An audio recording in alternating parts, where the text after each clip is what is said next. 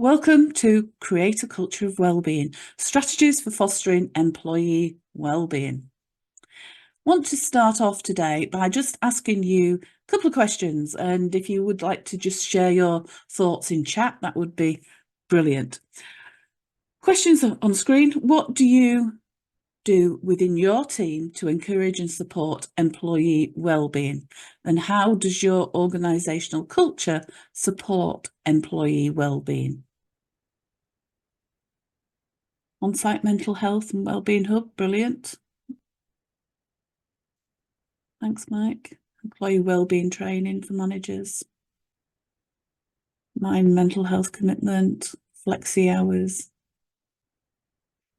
Wellbeing library, yeah. Brilliant. Now I'm going to give you another question to ponder on. Which of the following are of most interest to you? 1, 2, or 3? And again, if you just pop your answers in chat, that would be great. Yeah, just about everybody. 3, 2, yeah. 3, yep. Thanks, Joe.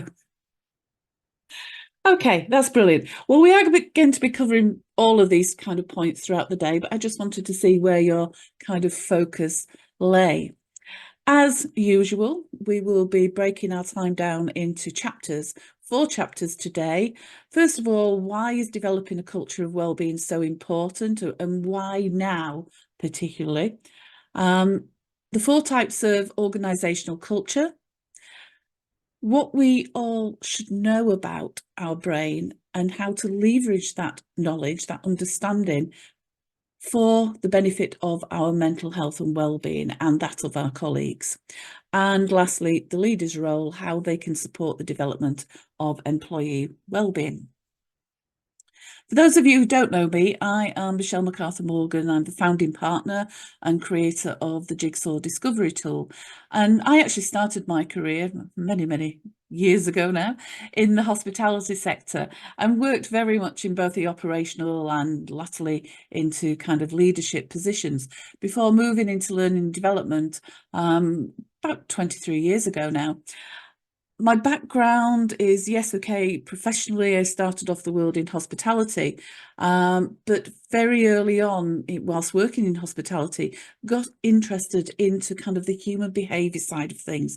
I did a degree in psychology, but then for the last 12 years, very much been a student of neuroscience and kind of up to date, following and studying the latest research, looking at what we can actually learn and how we can apply that to the world of work and to our own well-being, etc. If anybody does have any questions as we go through, because there's quite a few people on the call, if you can just pop them in chat and I'll try and keep an eye on them. There will be, we'll answer questions at the end if anybody has got any as well. So, chapter 1, why do we need to focus on well-being? Well, what conventional wisdom tells us and what neuroscience shows us are often conflicting. That results in leaving many kind of busy leaders unsure of how to create that well-being culture within their team, which will help their people to thrive and bloom whilst enhancing that organisational success. And in today's dynamic and kind of demanding environment, prioritising employee well-being is no longer a mere option, but an essential strategy for organisational success. And a culture of well-being not only enhances employee morale and productivity and engagement, but it also contributes to a more positive and resilient workforce. There are over 8 billion people on the earth. And neuroscience has shown us that no 2 brains are the same. Therefore, it's hardly surprising that no one else thinks in the same way as you. But what is surprising is the number of leaders who spend their time wondering why their staff don't think the same as they do, let alone why they approach their work in a different way. We're all unique with different strengths and abilities, which also means that we need different things to allow us to grow and thrive at work. So developing a workplace culture where everyone can thrive is actually a skill. And that skill very much still needs to be developed, practiced and mastered because it is so vital in today's workplaces. Yes, we still need to have a business model that allows for monitoring, measuring, compliance. However, the real strength in a business is the potential of the people to make the business better due to their energy and the ability to collaborate. Get this right as a leader, and your business will be bursting with ideas from your people. You'll see exponential growth on the back of their passion for the work.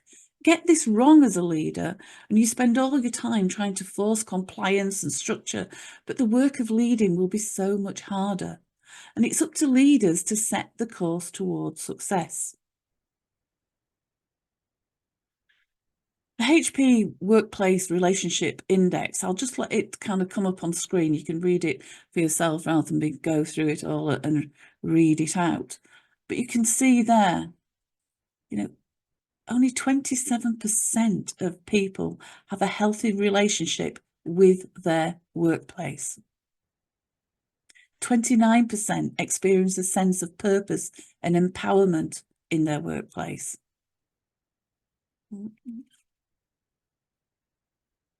There is a global wellbeing and mental health crisis. I'm sure everybody, nobody would dispute that. But it's going to require a big shift in organisations. A change in mindset and culture is needed. Wellbeing programs, healthy eating days, gym memberships are not enough on their own to solve for the wellbeing and burnout. The focus has got to now be on culture. For sustainable high performance, trust, empathy, psychological safety must be perceived as high by both employees and leaders. Wellbeing has got to be at the core of the organisational culture. I read an article only this morning, actually, which was published in People Management. It's in their circular that came out this morning from the CIPD, Chartered Institute of Personnel and Development. And they were focusing on some research that had been carried out by the Resolution Foundation, looking at the mental health crisis amongst people in their early 20s. And they wrote about the importance of employers creating a safe, supportive space where people feel comfortable and able to talk about their mental health and well-being. And in the 2022 Future Pulse report, some of the kind of findings from that report was that the impact of increased levels of stress and burnout that we're now seeing in the workplace on a single employee resulted in them being 2 times more likely to disconnect and disengage, 60% less able to focus, 32% less productive. So what does it actually look like when leaders are committed to well-being? If you can just pop your answers in chat for me. What does it look like when leaders are committed to well-being? What kind of things do you observe, do you see happening around you in the workplace? Yeah, engaged, in attendance with colleagues, content people, yeah, empathy. People dare to take risks, yeah. Supportive campaigns, positive atmosphere, yeah. Happier environment, freedom to act, absolutely. Enthusiastic employees, yeah. Let's just think for a moment. If leaders are not committed to well-being, what we're likely to see then? And when leaders are not truly committed to well-being, they may well want to be promoting well-being, but if they're not truly committed to it, what we tend to see is leaders who overwork themselves, leaders who send emails out of hours. Now, I'm not against people working flexible hours. It may well suit you as an individual or one of your leaders to work at 8 o'clock in an evening. But have a thought about the impact of you actually sending those emails out at 8 o'clock in an evening. There is delayed send, you can delayed deliveries that we can put on there. Think about that. We also see Leaders who don't take proper vacations, they're ringing in or emailing into the office. They don't take proper time off. Now, as I say, these leaders may well want to promote well-being. They may think they're committed to well-being, and they may well not expect you, their employees, to actually do as they do. However, what's the unintentional message they are giving out? That's what we need to think about. An unintentional message is that employees should also be doing similar things. So a shift in culture has very much got to start with the leadership. And I'm going to pick up more about what I've said a little bit later on. But they need to start, the shift has to start with leadership. They need to lead by example and demonstrate the behaviours they want to see in others. So let's just take a moment now to reflect upon the different workplace cultures found in our organisations today. And at the end of this, I'm going to be asking you as well to think about your workplace culture. So as we go through it, but just kind of reflecting back to your own workplace cultures. So first of all, at one end of the scale, there's the exploitive workplaces, workplace cultures, where organisations treat their people as a means to increase profits. People are being forced to work long hours without breaks, subjected to poor workplace conditions, poor health and safety, poorly maintained and faulty equipment. Essentially, the organisation, the business is wringing their employees dry of their talent and their energy. Then, moving up a notch, we come to degenerative. Maybe not quite as abusive, but still has the effect of leaving employees feeling burnt out. Then we go to sustainable cultures. Now, sustainable cultures offer better opportunities for work-life balance, more days off, better working environments. And while sustainable workplace cultures are better than exploitive or degenerative, they still fall a long way short of being regenerative, as employees don't necessarily grow and thrive. They merely get by.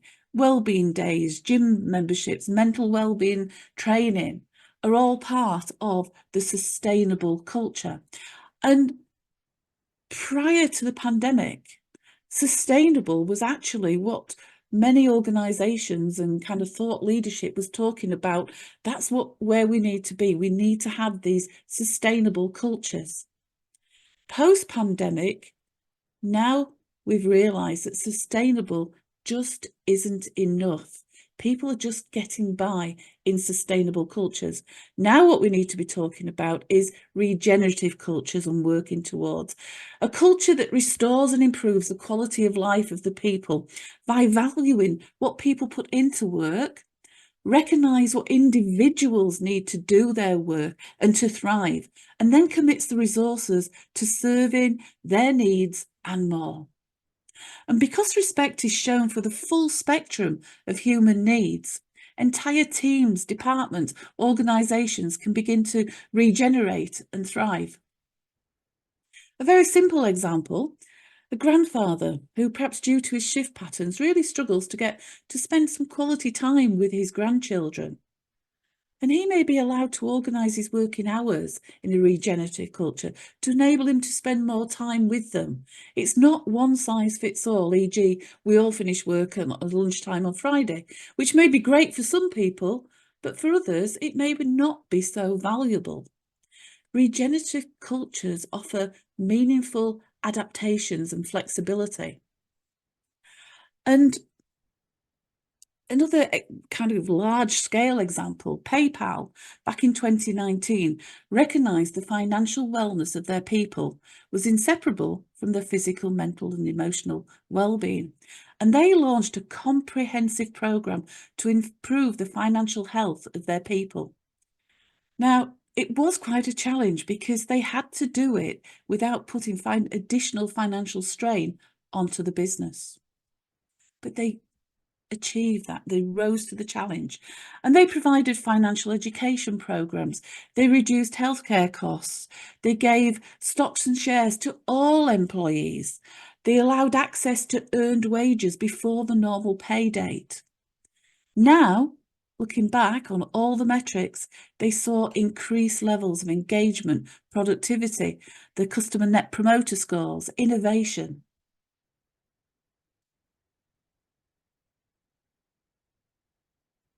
So I just want you to take a moment to reflect upon where your organisation sits on that spectrum. Now, first of all, I'd like you to think about where on that spectrum your leaders would put the mark. Where would they say? And then I want you to think about a typical employee. What would they answer? Where would they put them on that spectrum from exploitive to regenerative? And if anybody wants to share, please pop your answers in chat. I'm happy for that. But I'm not going to ask you specifically to do it. I don't want to put anybody kind of on the spot, but I think it is worth just stopping, just to take a moment and think about that. Where is your organisation? I'm very regenerative.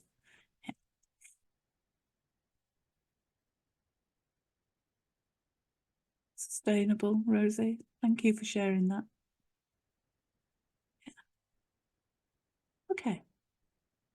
So this month, Deloitte published their, Jill, yeah, leaders would say sustainable stroke regenerative. Yeah. This month, Deloitte published their top human capital trends report for 2024. And this was based on research they carried out across 95 countries. And top of that list, trends list, was embracing human sustainability. In other words, creating those regenerative workplace cultures where people actually leave in a better place than when they entered the workplace. And the kind of one of the quote, now this is 122 pages, I think it is, this report, and I have not had a chance to go all the way through it, far from it. But one of the things that they kind of noted with regards to the kind of workplace cultures at the moment, as it says on screen there, generally organisations are stuck in a mindset of extracting value from people rather than working with them to create a better future for the organisations and individuals alike. And that kind of takes us back into that, working towards that regenerative culture. The PayPal case study that I kind of spoke to you about a moment ago, that's a good example of how they've kind of done that, some of that transition from extracting people to actually working with them to create that better future. According to the World Health Organization, the most common obstacle to workplace well-being and self-care is that leaders don't promote well-being. So a question for you now, why do you think that might be? Why do you think that might have been found to be the case, that leaders don't promote well-being? Cost. There's a couple of reasons that kind of keep a recurring cost. Charlotte, you've just about exactly what I was about to say. Lack of time. Yeah, time. It does take time initially. Up front, it takes time, but that time pays off. With the organisations, PayPal, using that as the example, and they're not the only one, then once they've invested up front that time and developed a more regenerative culture, the positive impact that it actually has then upon productivity, engagement, retention is enormous. So actually, yes, it's cost heavy, time-wise up front, but over the long term, it pays off. The second reason is that through the neuroscience lens, we know that power alters perspectives. Leaders, because of the very nature of their roles, they spend a lot more time focusing on strategies, goals, results, very kind of what I'm going to call task focused, as opposed to people focused. And they tend to prioritize these things above themselves and even above their families. Therefore, their neural circuitry used for focusing on the task will be much stronger, much more easily accessible than their people-focused networks, which are used when thinking about either themselves or other people. Now, we know that the brain will always go to the pathway of least resistance, so it naturally goes towards the neural circuitry that focuses on strategies, goals, the task-orientated circuitry, as opposed to the people-orientated circuitry. And I remember going to a conference many years ago now, and hearing David Jones, who was the CEO of Next, speak. And he was explaining about his life as CEO of Next, etc. And he spoke about he had been diagnosed with Parkinson's disease at a very early age. And he said about how he sat there in the consultant's office, being given his diagnosis after all the results. And he said, as soon as the consultant said that he had got Parkinson's disease, the very first thought that went through his brain was not, what about my family? What about me? It was, what about the share price? What effect is it going to have on the share price? I cannot let this get out. And for several years, as long as he possibly could, there was only two people in his life that knew that he had Parkinson's disease. One was his wife and the other was PA, because he was so concerned about the effect that that information get out into the market would have on the share price.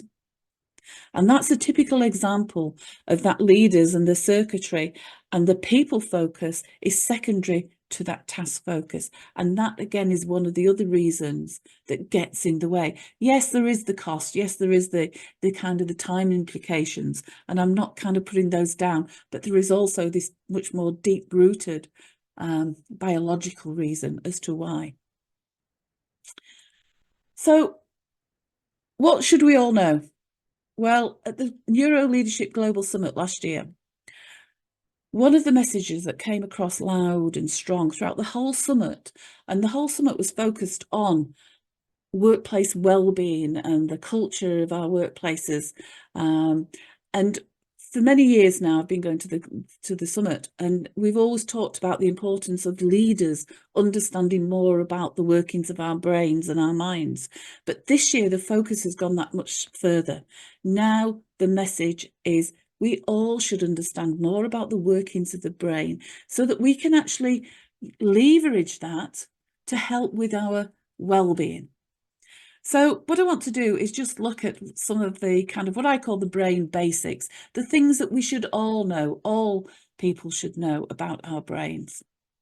The first one is that despite the brain being very powerful, it has a limited capacity, which if ignored can lead to the brain being overwhelmed and lead to impaired cognitive functioning, making it much harder to make decisions, process information, think logically, basically be harder to do our jobs that we need to do.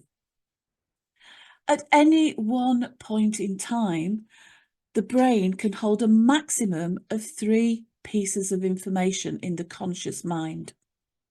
But how many times do we're trying to kind of juggle all these balls and remember all these things? It's not actually good for the brain. It's got limited capacity. We tend to abuse the brain in that way. The unconscious mind and the conscious mind, they operate simultaneously.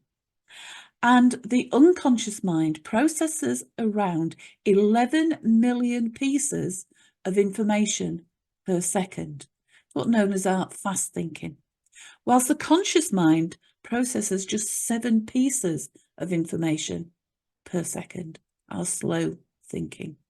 And we're going to talk about the implications of this in a moment. I just want to get through some of the kind of the basic facts that we need to be aware of or should be aware of. The unconscious processes are rooted in our survival instinct. And the survival, that has very simple way of processing information received. Every piece of information which comes in to our unconscious processes is categorized either as a perceived threat or a perceived reward. And when a threat response is triggered, the fight, flight, or freeze kicks in, and the emotional network becomes active, which leads to impaired cognitive abilities. The mind naturally has a heightened alertness to perceived threats and a natural negative bias, which means that it pays an awful lot more attention to the bad things rather than the good things. The brain craves instant gratification and will perceive an instant reward as being far more beneficial than a larger reward in the future, the longer term. And the brain won't take action unless the perceived reward is great enough, meaningful enough to the individual to justify the amount of energy that is required to carry out that action.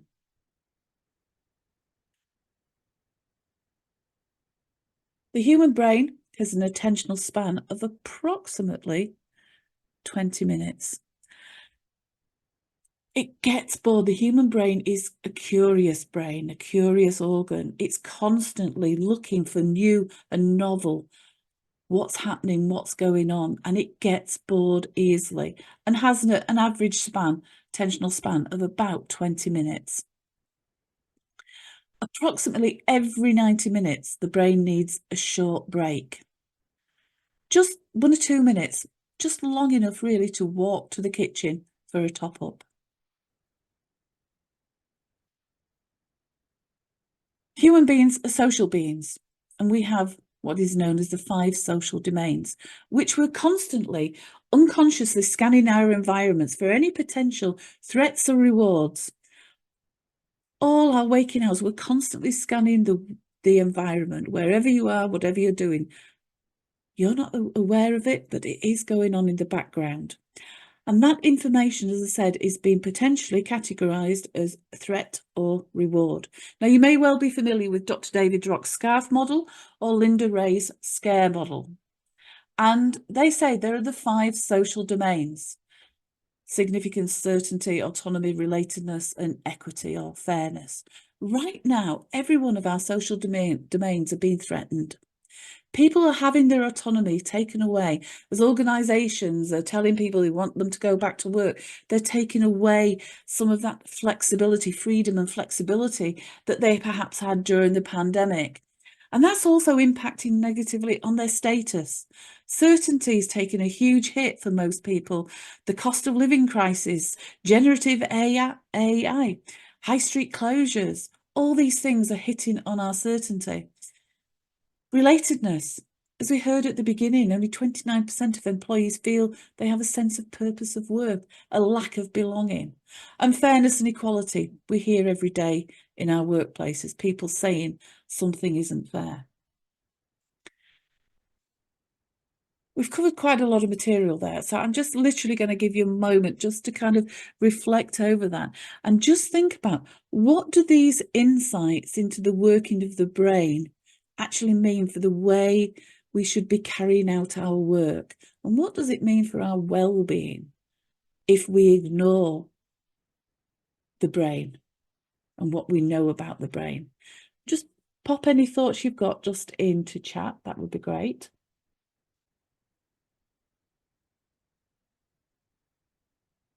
Yeah, poor overwhelmed brain. Absolutely, Anne-Marie.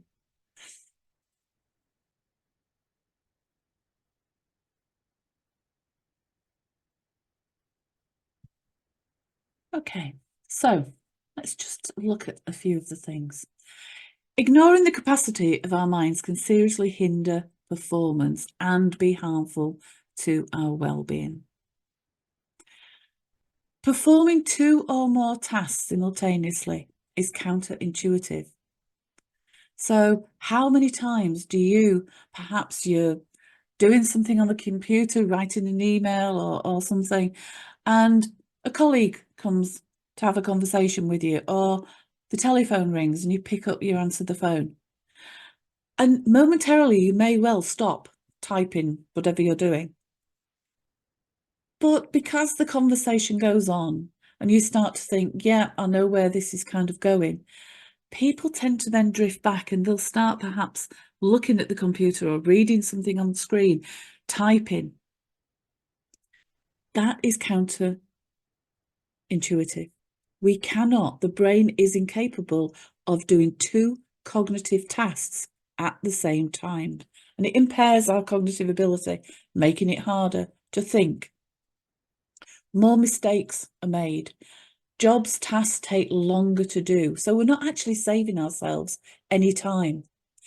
The other major problem with that is that repeated multitasking actually makes it harder to focus your attention when you need to concentrate on an important task. So we're actually training our brain to be less focused, when in actual fact, everything is saying to us we need to be more focused, we need to do more what is known as deep work. And especially as we see more generative AI coming into the workplace. So we need to see that we need to start training our brains for more focus attention. When too many demands are made on our conscious mind, the unconscious mind will take over the processing of information. And because the unconscious mind processes information at a much greater speed and focuses upon the quick wins and threat avoidance, it may come to a different outcome than would have been reached by your conscious mind. Now, we've all had that kind of feeling when we've said something, we've done something, and then afterwards gone, oh, I wish I hadn't said or done whatever. And that's a typical example of when your unconscious processing has taken over from your conscious processing. The other problem is that constant triggering of your fight or flight in response to the perceived threats of living and working in this, 24/7, completely switched on 365 global economy that can lead to that chronic stress and is leading to chronic stress and burnout, which has got then serious implications for our long-term health and well-being. The human body was not designed to be in a constant state of threat, which is what the case is for many people at the moment. So what do we need to do? We need to stop multitasking, carry out one task at a time. I think it was David Mayer from University of Michigan. He actually did some research into multitasking, and he concluded that it actually, by multitasking, it compromised our accuracy and speed by up to 50%. It's also thought that multitasking can lower our IQ by up to 10 points. Now, that's the same as being a drug addict, being on drugs. Now, it obviously, when we stop multitasking, our IQ bounces back. Take regular breaks. Although some people compare our brains to a computer, unlike a computer, the brain is not linear. It can't perform at its best for prolonged periods of time. Regular disengagement of your mind and movement of your body will provide you with mental space, which is required to perform consistently well. Take lunch breaks away from your working space. A lunch break is not a luxury. It should be a necessity. Schedule your lunch breaks in your diary. You'll find that if you actually take that 20, 30 minutes break away from it all, you'll actually achieve far more in the afternoon. Manage your thoughts. Your thoughts control your emotions, your well-being, your performance. So take responsibility for your thoughts, what you think about, and give your attention to those positive thoughts, because what you actually give your attention to is what you will get. So when you wake up in the morning and it's dark and cold and perhaps raining and you haven't had a great night's sleep and you think, oh, I'm really tired, I wish I didn't have to get up. Actually, we're setting our day off on a negative way. That thought you're planting and actually growing that thought in your brain. So get those positive thoughts, capture those positive thoughts, write them down on Post-it notes and place them around your personal workspace or around the home. just to keep reminding you to focus on the positive thoughts, the things that you want to focus on. You might want to start by finding out what is actually going on in your brain throughout the day. Now, yes, you could go off to a fancy research centre, wire your brain up to a scanner. But what Moran Cerf from the University of Columbia advises his students to do, and he's in a neuroscience, he's a neuroscience professor. He says, keep a diary for a period of 10 days. Every time that you make a choice, write it down. But also write down the decision that you are required to make, the options available. Describe your situation, i.e. the context. What were you doing at the time? Who was with you at the time? How you felt at the time? Write it down in as much vivid, colourful detail as you possibly can. And then note down the choice, the decision that you actually made. At the end of those 10 days, you then go through each one of those decisions, giving them the thumbs up, it was a good decision, or the thumbs down, it wasn't such a great decision. And then analyse the common factors that were present when you made those good decisions, or similarly, when you made those poor decisions. And that will give you an insight into how your brain works in different situations, different conditions, what factors support you making a good decision. For example, you might find out that you made all your best decisions first thing in the morning, or you might find out that actually you made a lot of poor decisions when you were feeling hungry, when it was coming up to lunchtime. And then once you've got that information, you can then replicate the factors when making your future decisions. So you're taking some control for your thinking and your thoughts. So the leader's role. As discussed according to various global research reports, we're in the midst of this global wellbeing crisis. So we need to start thinking about how we can solve for burnout and create workspaces where people can thrive and regenerate. Now, as I'm sure we're all aware, creating a shift in culture doesn't happen overnight. It requires alignment of organisational goals and priorities, the habits and behaviours of the people within the organisation, and all of the organisational systems and processes, which is a huge task. However, we can start with the individual, i.e. ourselves as leaders. And that will help us to achieve some quick wins that will make an impact. Now, remember what I said about the brain. The brain is more motivated towards achieving a quick win rather than the longer term goal of perhaps developing this culture of well-being and regeneration. So start with the quick wins. Some of the quick wins, I'll quickly just go through these. The first one, sleep. The brain uses the time you're asleep to relax and repair muscles, lower your blood pressure, restore your energy. Sleep is your learning superpower. Most people require 7 to 9 hours sleep per night. So find out, identify how much sleep you need to perform at your optimum level. Eat well. Brain health is dependent upon a good flow of blood to the organ, to the brain. So foods which support cardiovascular health are beneficial for the brain as well. Relaxation and downtime. Now, many people, if I ask them what they do to relax, will say things like, well, I listen to music, or I read a book, I watch the latest box set. Now, in actual fact, yes, that helps us to relax overall, but it's not giving our brain true downtime. What the brain actually needs is to do nothing intentionally for at least 10 minutes a day, just to let the brain do what it wants. Let the mind wander, enter a restful state that will enable the brain to refresh and recharge. If we relax by reading books, watching TV, then, or even going to the gym. All of those things actually require the use of our executive neural network, which is the same brain network that we use whilst working. So we're not actually giving our brain any downtime. Just 10 minutes a day of intentionally doing nothing makes a huge difference. Focused attention.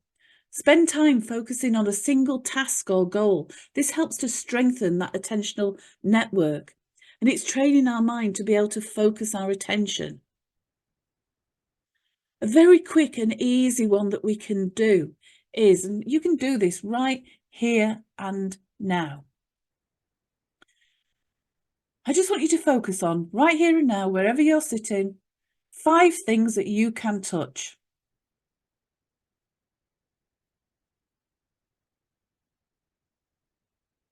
Now I want you to focus on 4 words that describe how you are feeling right now.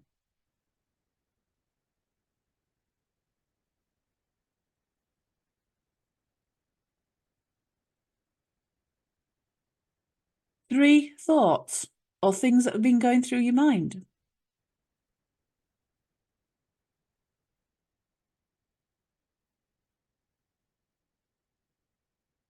2 things you can smell.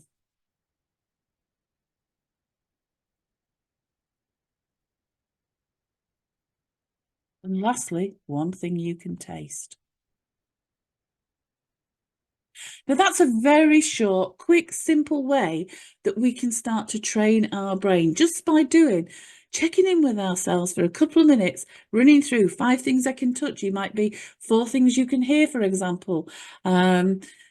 Things that you can see, 3 things that you can see right now, things you can smell, things you can taste. Just by checking in is helping to start to train your brain to focus. Playing hard, have some fun. When was the last time you were spontaneous or took time out to do something creative, enjoyed a new and novel experience? And remember, having fun is not just about something that we should be doing outside work. We should be having fun inside work. If we want people to thrive, we need to enable them to be happy whilst at work, encourage appropriate fun and play. Socialise, spending time with friends, family, colleagues, building connections, developing relationships, again, both in and outside of work. Exercise. We all know the importance of exercise, and aerobic movement strengthens the mind by oxygenating the blood circulating through the brain, which leads to improved cognitive functions. And with as little as 30 minutes of exercise 3 times a week, you can actually see improved cognitive functions.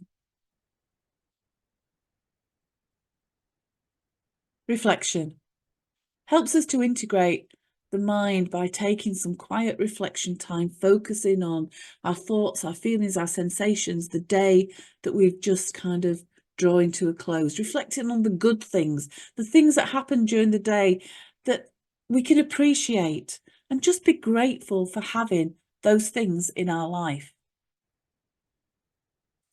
And the last tool there is cognitive flexibility, another useful technique that we can use for developing this cognitive flexibility, which enables us to better at tolerating distress, stress, discomfort, such as uncertainty. And it also helps to build our levels of resilience.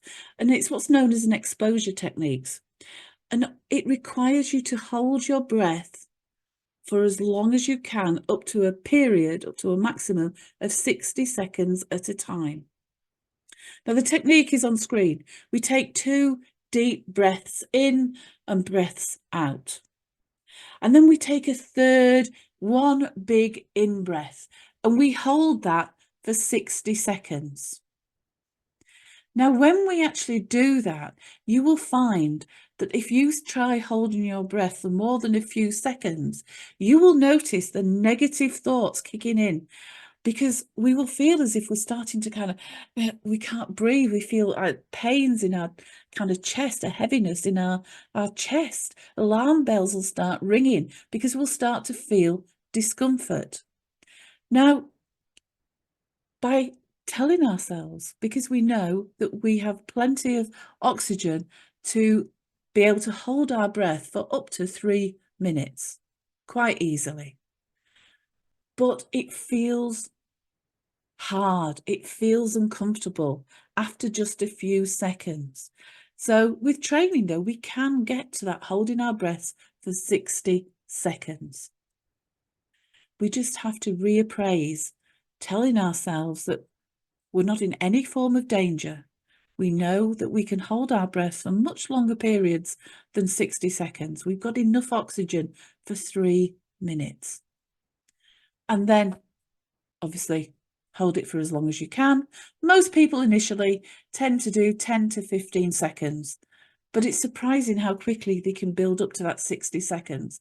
And as I say, it actually helps to build our resilience and give us greater cognitive flexibility for coping with the stress and uncertainty that we're all facing in the workplace today.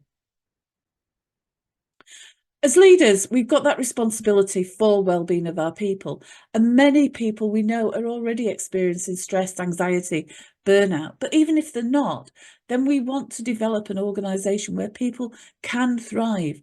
We need to focus on developing everyone's skills around well-being. And leaders need to lead by example, demonstrate the behaviours they want in others. And there's a vast difference between just simply talking about the changes that need to happen and being the change that needs to happen.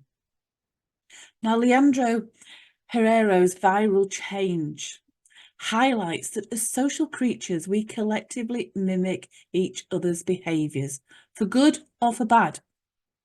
And it's when people can see different things happening, like learning a new dance step, for example, that they start to follow. So this is the role our leaders should be thinking about in an organisation as that first step for developing that workplace regenerative culture. Display the behaviours that they want other people to mimic, that they want the habits to develop. So leaders shouldn't wait for perfect conditions. Seek out new opportunities for regenerative leadership and practice them, even if it's only in small micro environments within, your own small team. Let's say there's a team of 3 or 4 of you. Start small. Don't feel you need to have to wait for some momentous occasion. You can start today by observing what makes your people deeply engaged, bring their full selves to work, what makes them happy. And observe these things and then gradually start to incorporate these elements into the organisational culture. For example, it may be that actually pairing people up, having a work buddy and rotating people so they get an opportunity to work with different colleagues and learn from different colleagues. Empowering anyone to call a team meeting, allowing staff to bring their children to work or their pets to work, their babies to work, their pets to work. Make it easy for people to do the right thing. So, for example, if you're trying to increase people's ability to focus, perhaps do a focus practice at the beginning of a meeting, just drawing everybody's attention into the room, getting them to focus on the meeting and what they want to achieve out of that meeting, or the discussion that is going to go on in that meeting. That's a focus practice that is helping them to start to develop their focused or attentional intelligence. You could arrange social gatherings at lunchtime for your team, get-togethers while having lunch, non-work related discussions though. Providing physical space and time to enable employees to have a space that they can go to reflect or to practice focusing, have that little bit of quiet downtime. We need to focus on the behaviours that you want to see rather than the behaviours you don't want or the behaviours that is seen now. Leaders need to practice daily, lead by example, educate, reward the behaviours, call out best practice. So it's bringing all our attention onto the things that we actually want, the habits, the behaviours we want to be part of our culture. So what one thing will you start to support your team members' well-being with? What one thing will you do that will have a potential impact for everyone, yourself and your team members? Any thoughts? Pop your answers, your thoughts in chat. What one thing might you start doing to actually start supporting as a support? It might be an additional thing, just to wait. Weekly meditation group, brilliant. That's great, Tracy. Yeah. It's about helping people to do things right. I'm going to try the cognitive flexibility practice. Yeah, that's really good, Anne-Marie. Happy to have a conversation with you about that if you like. But yes, cognitive flexibility again, Stephen. Yeah, happy to have conversations. Yep, excellent. So, in summary, invest in everyone learning about the workings of the brains. If your organisation is serious about well-being, these are some of the things. Invest in everyone learning about the workings of the brain. Recognise and take action to eliminate any toxicity that may be in our workplaces. That leading by example. Enable and support team members to develop their healthy habits and make it easy for people to do the right things. Look at the things that you actually reward in your organisation. What are the things that you discuss in your PDRs, for example? Are you rewarding the right things? Because there is still so many organisations that value, the amount of hours you're working rather than actually the productivity, the output of your efforts.